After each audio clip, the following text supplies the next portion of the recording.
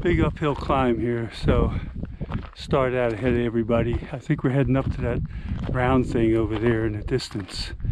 Okay, back to the climbing. Let's take a look at there's our bus way down there, climbing up here in Scottish countryside. I'll put the name hopefully down the bottom here. We're on Carloway Island here. We're heading up to this guy up here, so we're going to start walking, getting a little bit closer. Wait for our guide to explain everything to us here. There's some sheep down at the bottom too. Okay, well here it is. I have to go around the other side to get into where the sun is shining on it, because kind of in the shade here, and it's open on the other side. And see somebody that's in there. You can see their heads. They're waving to me now. And this is the rest of the countryside from up here. Here's a nice view of farms and sheep down there. Very quiet Sunday afternoon here in Scotland and Carloway Island. But very nice. There is an entrance here. Extremely low entrance. Extremely low. I have to get down.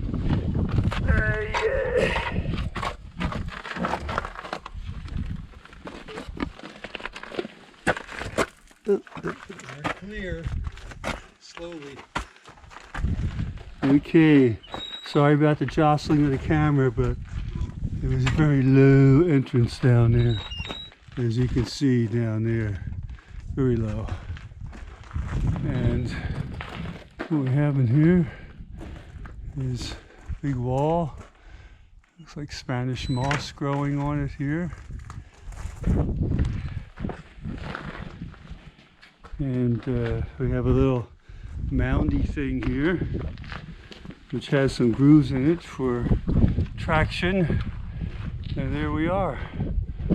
Take a look around up here.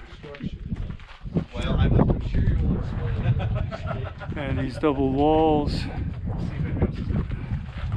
And it looks like you can crawl in between the two walls and walk through it. Now if they make a slide, you could have a circular slide here come out the bottom. At the moment is solid rock, so it's got very, very good foundations. And obviously they didn't have to go too far to go and find the rock. Absolutely enormous pieces of rock as well, as you can see. If you look here, some of these bits, I mean, these weigh well over 100 pounds, but some of them 200 pounds. So what we do know about the broch is what we can see from the construction. So we know that there was a floor level here. You see all round about head height, just going all the way round. There was a floor support here. So it's thought that they may have stored livestock in here, and then there was a floored area with a raised hearth with a clay bed. We don't really know anything about the internal structure beyond that. They found pits for posts when they've excavated here, but we obviously don't know what's further up. But we assume that there was a wooden structure here that provided at least one or perhaps two other floors. It's about 2/3 of the height on the wall that we can see in front of us here, about 2/3 of its original height. The tallest one that we know of, well, the tallest one that's still intact in Scotland is called Musa. It's on the island of Musa in the Shetland archipelago, and it's completely intact. They had to take about 3 feet off the top to keep it stable, but other than that, it's completely intact. This is the third most intact of these brochs of anywhere in Scotland. We only tend to find them in the west and the north coast. They're not common at all in the eastern or southern part of Scotland, so there's a real mystery as to why they were built. It doesn't actually, also when they were built, it doesn't quite make sense. If you think that around about 4,000 years ago climatic optimum and it's got progressively worse, How did they manage to have the wherewithal to build really, really big structures? So surely if resources are really, really limited, you spend more time trying to forage for those resources, or you're fighting with other people for resources. You don't have time to build these huge structures. So Callanish and all the big monuments, the megaliths, that we have in Scotland and all over Britain and Europe were built at the time of the climatic optimum when you had lots of free time.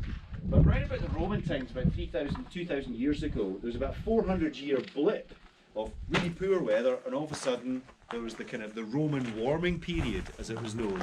And that was a period where the weather got an awful lot better and it was much, much easier to grow things. You could have larger settlements with people that didn't starve to death all the time, and you had people that had free time to go and build things. So the expertise for building these large structures came into being, and also the workforce, most importantly.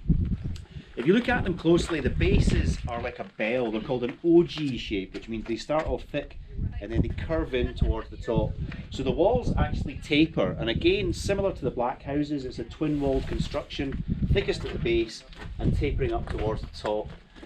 It also has ties. Now you don't really see them from the outside, but there's large flat pieces of rock that tie both of the walls together, but also act as an internal scaffold.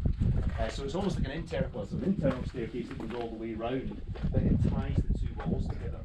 The reason for the tapering of the walls is if you build the walls as thick as they are at the bottom all the way up, they're really, really unstable and they fall over.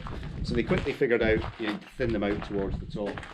But as to their use, we don't know. Now if you look on the plaque, it said it was a storage facility. We think it could have also been a status symbol because they're often built within sight of each other. Another theory is they could have been towers that were identifying if places were under attack, so like beacon towers, potentially.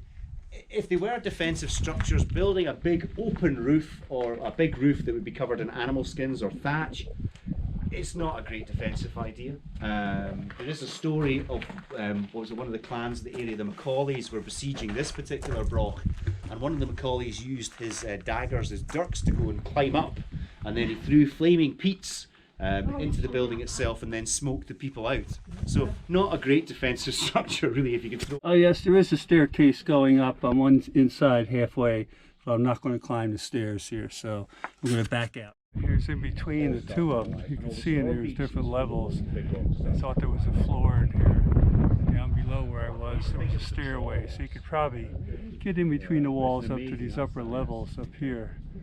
But good view of the countryside up here if you're looking to see what's happening in the world around you, in your space, in your purview, whatever. But yeah.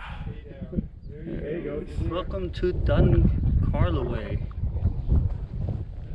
Tells you all about it. I'll get a good picture of this here. You can take a look at it. But there it is as it come up in the background. It's right up here.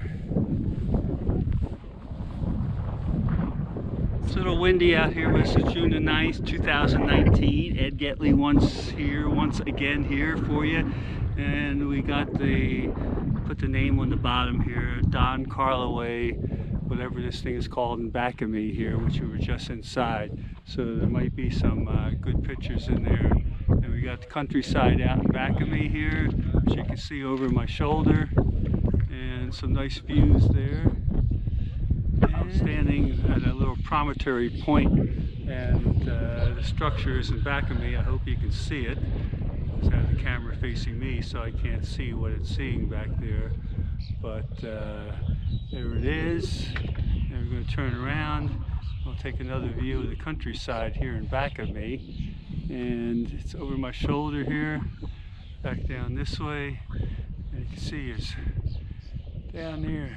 It's a nice views down there, the countryside.